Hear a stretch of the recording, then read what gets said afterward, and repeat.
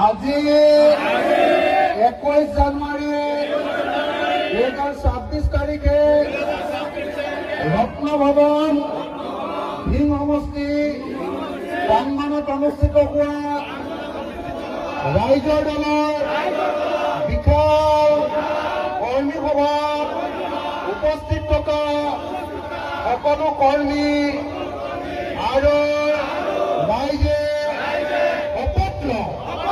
সংকল্প অচল যে 2026 চনৰ বিধানসভা নিৰ্বাচনত আমি হিন্দু সাম্প্ৰদায়িক দল বিজেপি আৰু মুছলমান সাম্প্ৰদায়িক দল AIDF-ক বিদায় দিম।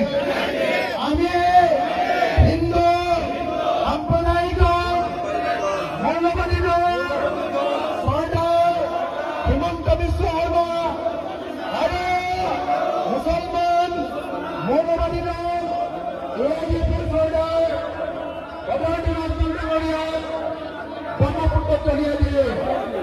আমি ৰাইজৰ দলক ভোট দিম আৰু নতুন অসম কৰিম। ধন্যবাদ। জয় অসম। জয় অসম।